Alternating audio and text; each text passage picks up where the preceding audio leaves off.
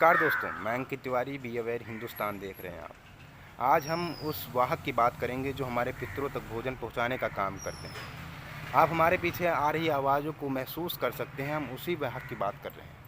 तो क्योंकि श्राद्ध चल रहे हैं, श्राद्ध में आजकल कौवे नहीं दिखाई पड़ते, जबकि भोजन उन्हीं को ध्यान में रख के बनाया जाता है।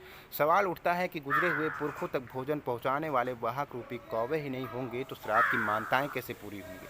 शुरू से होता आया है कि श्राद्ध में पितरों का भोजन जब तक कौवे नहीं आएंगे श्राद्ध की मुकम्मल परंपरा संपूर्ण नहीं होती। माना यही जाता है कि कौवे आएंगे, खाना चुगेंगे और पितरों तक पहुंचाएंगे।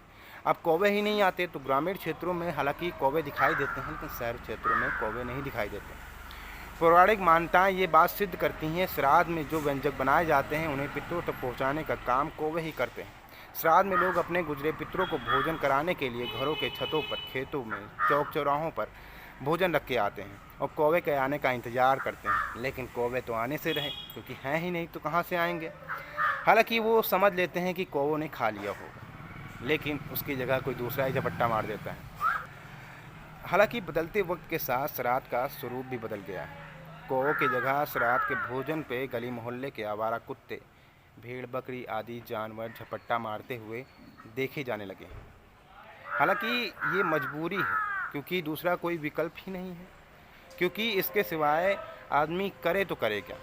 लगातार दूषित होते पर्यावरण में कई पक्षियों की प्रजाति खत्म हो गई है, उन्हीं में कौवे भी आते हैं।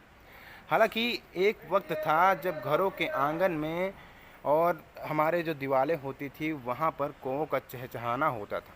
उनकी शगुन भरी काँव काँव की आवाज़ें सुनाई देती थी। जैसा कि मेरे वीडियो में हो रहा है, मैं खुद को बहुत खुशकिस्मत समझ रहा हूँ कि हमारी जो वीडियो चल रही है उन्हीं के बारे में उनकी आवाज़ें भी आ रही हैं।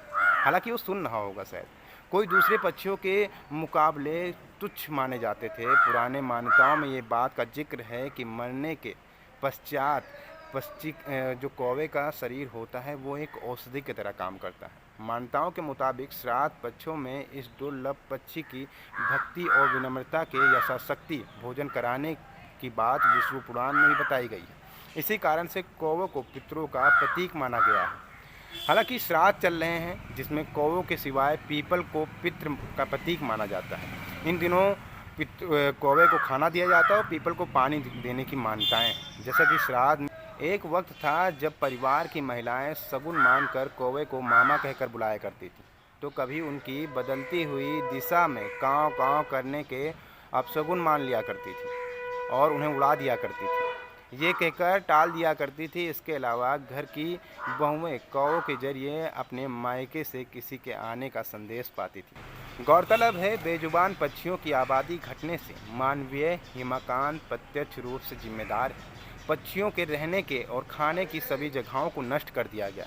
पक्षियों के ठिकाने व कच्चे घरों की छतों व उनके जो पेड़ थे उन्हें भी लगातार काटा जा रहा है।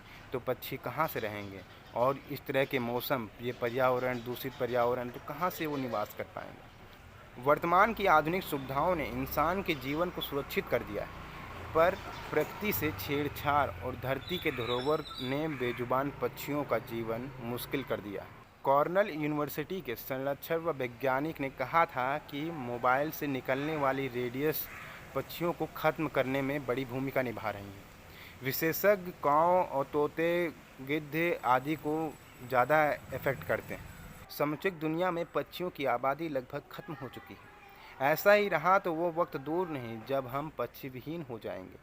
कौवे के संबंध में एक परंपरा ऐसी हुआ करती थी, अगर किसी के माथे पर अचानक बैठ जाए तो अशुभ माना जाता था, या अशुभ को दूर करने के लिए अपने रिश्तेदारों से उस वक्त के संबंध में मरने की झूठी खबर फैलाई जाया करती थी।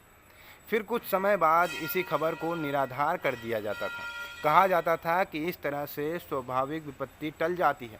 कौवे से संबंधित एक और प्राचीन मान्यताएं रही हैं। अगर घर के आंगन में कौवे काँव काँव करने लग जाते हैं तो किसी मेहमान का आगमन होना माना जाता था। सबसे पहले सामाजिक और सरकारी स्तर पर लोगों को जागरूक करना होगा। खेती बाड़ी में कीटनाशकों के इस्तेमाल से बचाना होगा। पक्षियों के उन तमाम प्राकृतिक आवासों को प्रोत्साहित करना होगा जिसके जरिए उनके रहने सहने और रहने की सुविधाएं मिले। बचपन से देखते थे कि गांव के बाहर या सड़कों के किनारे मरे पड़े जानवरों को गिद्ध व कौवे खा लिया करते थे। लेकिन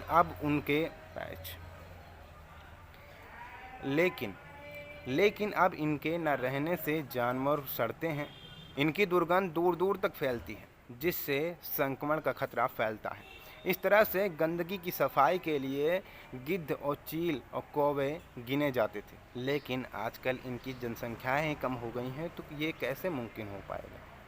कौवे की भूमिका को संसार नकार नहीं सकता, क्योंकि कौवे की भूमिका को संसार नकार इसलिए नहीं सकता क्योंकि पर्यावरण की संरक्षण की बात हो या प्रकृति की संतुलन रखने की बात हो, हर दुविधा में कौवे ने अपना महत्वपूर्ण किरदार निभाया है।